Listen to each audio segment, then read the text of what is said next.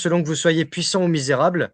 Les jugements de cour vous rendent blanc ou noir. C'est parfaitement la situation de La Fontaine, 1678, les animaux malades de la peste. On en est là. Et justement, voilà, j'aimerais exagérer et dire que c'est de la pure invention et faire mon mea culpa tout de suite. Mais J'aimerais non, tellement pouvoir le faire. mais non, Et et non. pourtant, et pourtant, chaque jour révèle son lot de saloperies. Pédolande, voilà, c'est Pédolande. Alors justement, on a ces passages-là. Alors en plus, dans votre bouquin, il y avait quand même pas mal de choses à dire. Le chantage aussi de votre mère, parce que en fait, ça a été la cour des miracles, votre génitrice, justement, c'est-à-dire entre la prostitution infantile, l'inceste, les abus sexuels, le proxénétisme, on va dire, hein, puisque c'était ça Oui, aussi. Voilà, les abus sexuels avec des hommes en uniforme. Alors là, on est page 65. Page 65. là, euh, elle m'obligeait à regarder comment on faisait oui, pour pouvoir donner du plaisir aux hommes. absolument. Oui, Voilà. Donc, juste, comme quoi, une enfant de 14 ans doit regarder des actes sexuels. tout à fait. Voilà. J'ai la scène, page 64, je cite: «Un jour, elle vint me chercher dans ma chambre et m'emmena dans la salle de bain en présence d'un de ces messieurs. Il était CRS d'après son uniforme. Elle me demanda de me mettre debout dans la baignoire en chemise de nuit. Elle m'arrosa, ce qui fit apparaître ma poitrine. Elle proposa au monsieur de caresser mes seins, puis il descendit sa main sur mon sexe et me pénétra avec un doigt. Pendant ce temps, elle lui ouvrit la braguette de son pantalon et sortit son sexe avec sa main. Elle me demanda ensuite de bien regarder, qu'elle allait me montrer comment donner du plaisir aux hommes. Elle le masturba devant moi alors qu'il s'excitait sur mon corps. C'est ainsi qu'elle commença mon éducation sexuelle en me forçant à la regarder faire. Et je précise que l'éducation sexuelle qui est enseignée à vos enfants dans les écoles, c'est exactement dans ce but-là. C'est comme ça que l'OMS l'a mis en place. Et c'est malheureux de devoir en arriver à des extrémités comme ça pour faire comprendre aux parents pourquoi l'éducation sexuelle n'est pas la prévention des violences sexuelles, mais en fait la légitimation de la pédocriminalité selon les souhaits et les désirs de nos chers mondialistes satanistes. Parce qu'en réalité, quand vos enfants apprennent à l'école à 5, 6 ans la sodomie, le cunilingus, etc., avec des images aguicheuses et révélatrices, c'est exactement pour arriver à ce genre de situation. Marion Sigaud, alors je ne l'ai pas ressorti ce soir, mais Marion Sigaud le disait dans Sexologie et mensonges, le but d'Alfred Kinsey à l'époque et de toutes ces pourritures, parce qu'il n'y a pas d'autre terme, ces gens-là ne sont que des pourritures, et bien ces gens-là, en fait, voulaient faire en sorte que les enfants aient envie de faire l'amour avec les pédocriminels. Voilà la réalité. Et tant qu'on ne l'a pas tous compris, ces programmes-là vont continuer. Donc je pense qu'à un moment, il faut se réveiller. Voilà, il faut se réveiller et ça va être plus que des torgnoles dans la gueule. Ça va être autre chose, mais ça va prendre un stade au-dessus, ça va finir dans le sang.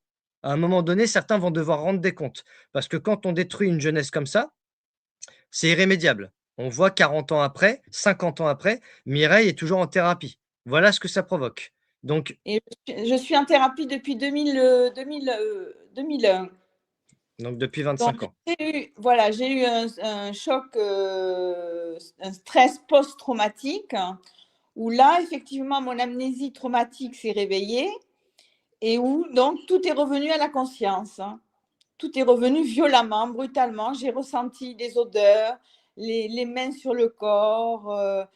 C'était la reviviscence donc des actes. J'ai vécu, bien sûr, je me suis automutilée, j'ai eu des troubles du comportement alimentaire, j'ai fait des tentatives de suicide, mais effectivement, avec une bonne thérapie, on arrive à s'en sortir. Donc, Il ce faut en que je parler, voudrais dire, bien sûr. et voilà, ce que je voudrais dire aux victimes qui n'osent pas en parler, c'est qu'il faut d'abord consulter, absolument consulter un médecin, un psychiatre, un psychologue qui sont formés pour vous aider à sortir de ce choc traumatique. Et c'est vrai que ce livre, je l'ai écrit aussi pour donner du courage à ces victimes qui sont dans l'ombre et qui n'osent pas parler. Ghislaine Maxwell évoluait dans les cercles les plus exclusifs du monde occidental. Elle fréquentait chefs d'État, financiers, universitaires, philanthropes. La Clinton Global Initiative, lancée sous l'égide de la Clinton Foundation, réunissait ce même type d'élite internationale. Ce qui est documenté, Epstein cherchait activement à se rapprocher de réseaux d'influence. Il a effectué des dons à travers institutions académiques et organisations. Il cultivait des relations avec des figures politiques majeures. Ce qui est affirmé dans les mails de Jeffrey Epstein, qu'il aurait facilité des mises en relation entre grands donateurs et sphères politiques, que Maxwell aurait été présente dans des événements où ces réseaux se croisent. À ce jour, aucune décision judiciaire n'a établi qu'Epstein ou Maxwell avaient participé à la création structurelle de la Clinton Global Initiative. Mais dans une époque marquée par la méfiance, la simple proximité devient une pièce du puzzle narratif. Juste pour vous apporter quelques infos, Ghislaine Maxwell en commission avait affirmé qu'elle était à l'initiative de la création de la Clinton Foundation et les documents Epstein affirment que Jeffrey Epstein est à l'initiative de la Clinton Initiative Global. On peut reprendre. En 2016, l'ordinateur de Anthony Weiner est saisi dans le cadre d'une enquête le visant personnellement. Des emails liés à Huma Abedin y sont retrouvés, femme actuelle d'Alexander Soros. Cela conduit le FBI à examiner de nouveaux éléments liés au serveur privé d'Hillary Clinton. Sur Internet, une autre histoire émerge. On parle d'un dossier nommé Insurance. On évoque un contenu extrêmement compromettant. On suggère qu'il existerait des éléments capables d'ébranler l'établissement. Aujourd'hui, en 2026, ce sujet est directement abordé lors de la commission d'enquête. Hillary Clinton et son équipe disjonctent littéralement lorsqu'on leur demande si elle est au courant de l'existence d'un fichier spécifique sur l'ordinateur portable d'Anthony Weiner intitulé Assurance Vie avec Freeze Lee Drip. La théorie du complot la plus folle qui ferait passer le Pizzagate pour un conte Disney est maintenant discutée au Congrès américain. Des posts et vidéos circulent. Hillary Clinton refuse de répondre. Ses avocats interviennent et l'atmosphère devient explosive. Sidney Powell avait déjà évoqué que le contenu de ce fichier est si extrême que des enquêteurs endurcis ont vomi en le voyant et qu'il devait être géré par l'armée. C'est bon, vous commencez à comprendre la préparation du public. On va aller vers un trou énormissime. Aucune preuve judiciaire publique ne confirme ces récits. Aucune inculpation liée à ces allégations n'a été prononcée. Pourtant, l'ordinateur Weiner devient un symbole puissant. Il incarne l'idée d'un secret enfoui, d'un fichier explosif, d'une vérité qui ne sortira peut-être jamais. Dans la guerre de l'information, le symbole survit au démenti. En 2016, les emails de John Podesta sont rendus publics. Certains internautes interpellent des termes culinaires comme des codes. Le restaurant Comet Ping Pong devient le centre d'une théorie appelée Pizzagate. Aucune enquête officielle n'a confirmé l'existence d'un réseau criminel dans ces établissements, mais la théorie explose. Pourquoi? Parce qu'elle apparaît dans un climat déjà saturé. Scandale des emails, enquête du FBI, polarisation politique extrême, méfiance envers les élites. Et en 2026, lors de sa déposition, Hillary Clinton est directement interrogée dessus. Le Pizzagate est une invention pure et simple. Je ne m'intéresse pas aux théories du complot farfelu qui circulent sur Internet, dit-elle. Oui, t'as bien raison, ma cocotte. Elle ne peut croire qu'on référence cela rappelant qu'une telle théorie a mené un homme armé dans un restaurant. Pizzagate devient un phénomène sociopolitique, un symbole de rupture entre une partie de la population et les institutions. La Clinton Foundation met en avant des programmes de santé mondiale, l'accès aux médicaments, des initiatives pour l'éducation et la protection des enfants, des interventions après des catastrophes comme le séisme en Haïti. Ses défenseurs parlent de millions de bénéficiaires. Ses détracteurs soulignent les dons étrangers pendant la période où Hillary Clinton était secrétaire d'État, des soupçons de conflits d'intérêts, une opacité perçue dans certains financements. La question qui alimente les débats est simple. Comment une organisation engagée dans des causes humanitaires peut-elle se retrouver associée même indirectement dans l'imaginaire collectif à un scandale comme celui d'Epstein ?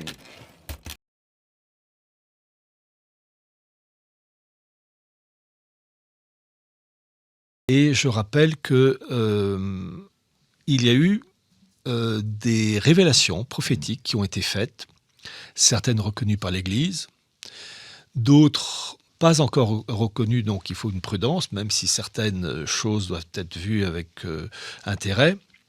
Mais il est dit que dans le cas de la France, il y aura des événements, enfin, au niveau planétaire, avec des répercussions pour la France, des événements où les 5 républiques qui sont d'une certaine manière, je rappelle que la France est la finée de l'Église, que les 5 républiques sont les 5 plaies qui défigurent la France, qu'on arrive à la 5e et à la fin, parce que la République est en train de sauter, est en train de mourir sur place, en raison de tous les coups tordus, la situation actuelle. Et il est dit qu'il y aura des événements qui mettront à terre la République. Alors, je vais être prudent dans le choix des mots, on ne peut pas tout dire non plus, mais qu'il y aura un basculement qui fera que la France ne peut se relever qu'avec l'abolition des principes de 89 et de Vatican II, et la France, l'Europe et le monde. Et qu'il y aura des événements permettant un retour d'une royauté française, le retour d'un pape véritable, mettant à bas Vatican II, que cela se fera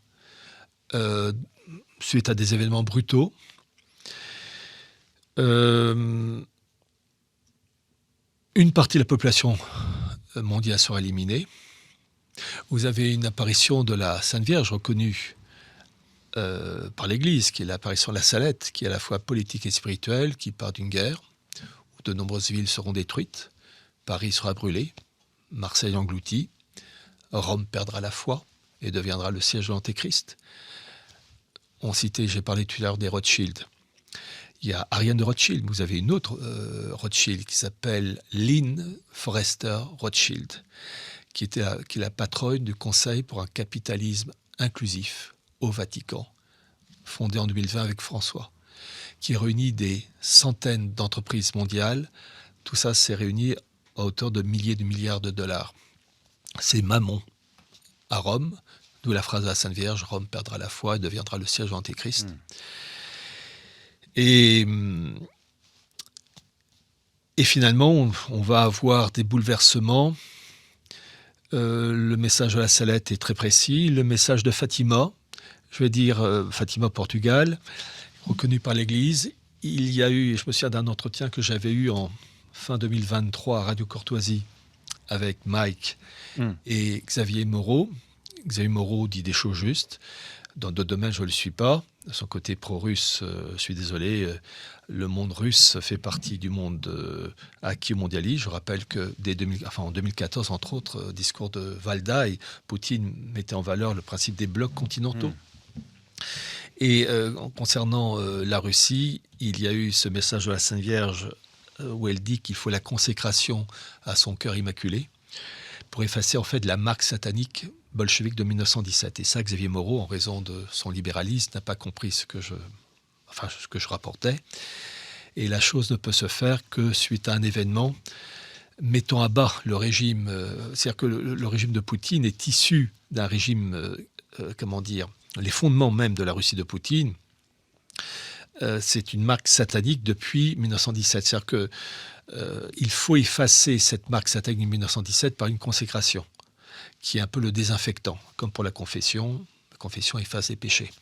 Et dans le cas de la France, il y a une consécration qui est demandée par le Christ, cette religieuse, Sainte Marguerite Marie, à la coque, c'est son nom, et qui annonçait, il demandait la consécration de la France au Sacré-Cœur. Il a dit que la chose se ferait, je régnerai malgré mes ennemis. Et donc on se rapproche de cette époque où la chose est humainement impensable et inimaginable, mais elle va se produire.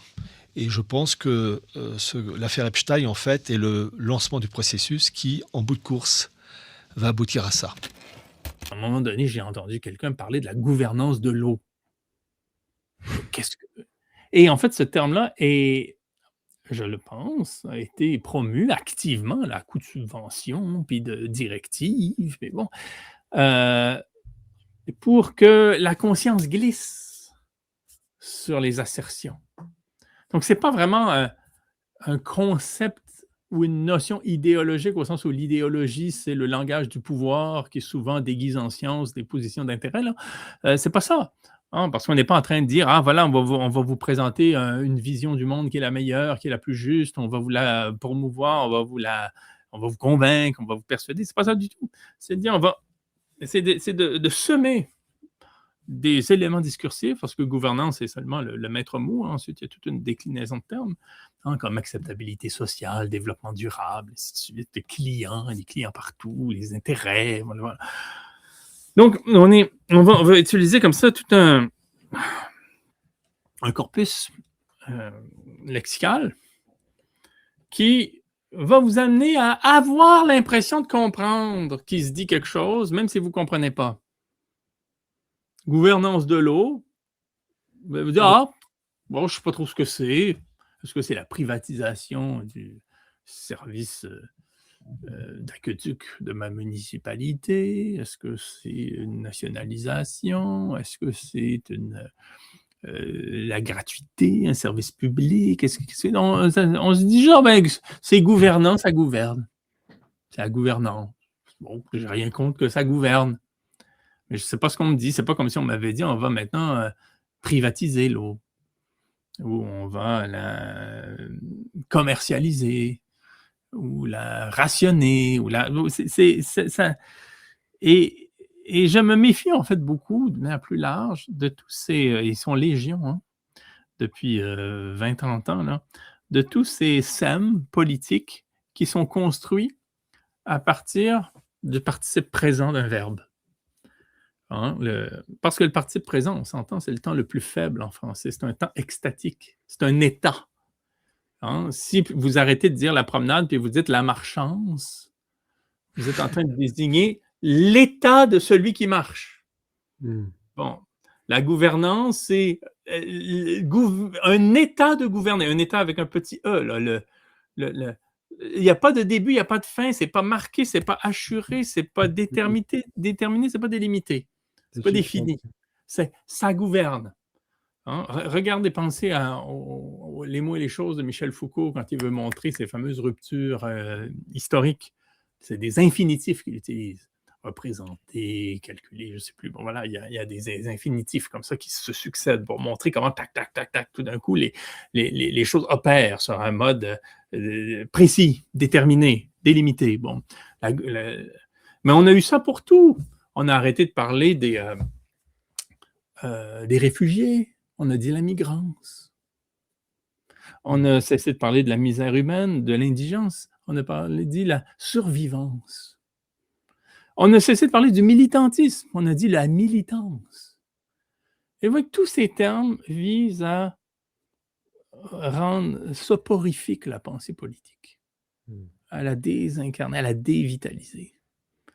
Et je ne dis pas que c'est toujours très conscient, ce n'est pas nécessairement un complot, mais il reste que quand on est au pouvoir et qu'on nous invite à utiliser ce vocabulaire-là, à supposer qu'on n'a pas eu le dessin précis, cela convient aux puissants de parler dans dans une langue ronronnante et pauvre et amnésique surtout. Le mot démocratie, le mot citoyen, c'est peut-être des termes qui ont été parfois galvaudés, mais ils ont une mémoire. Le mot gouvernance n'en a pas. Il nous rend amnésiques.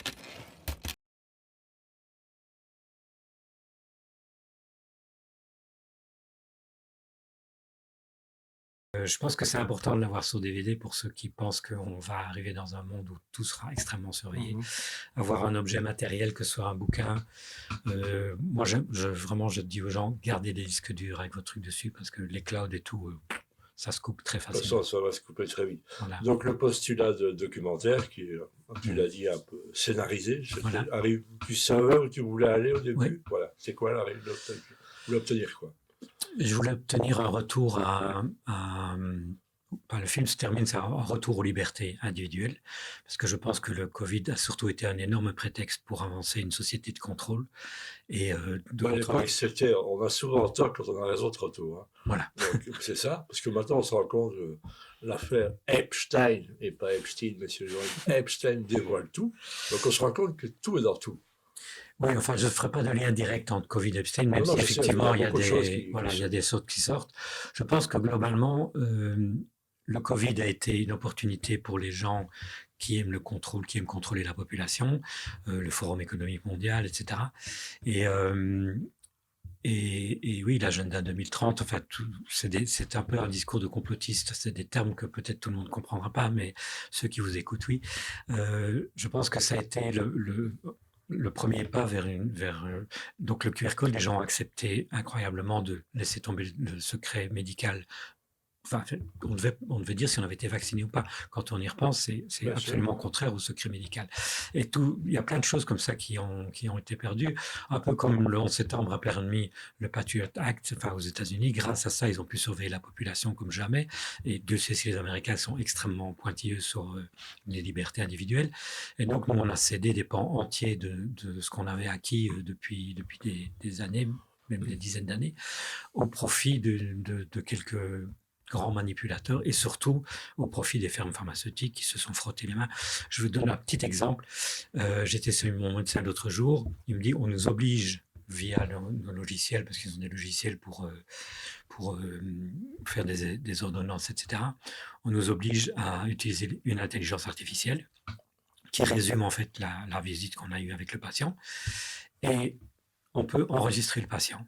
Je dis, mais c'est quand même bizarre ça. Oui, et alors regarde, il me montre, il y a un panneau qui dit, vous n'êtes pas obligé de demander l'assentiment du patient, le consentement du patient pour l'enregistrer. Vous pouvez l'enregistrer à son insu. C'est écrit texto sur l'application. Donc le secret médical, il s'en torche, mais complètement, c'est mort, quoi. C'est une donnée qui est morte avec le Covid.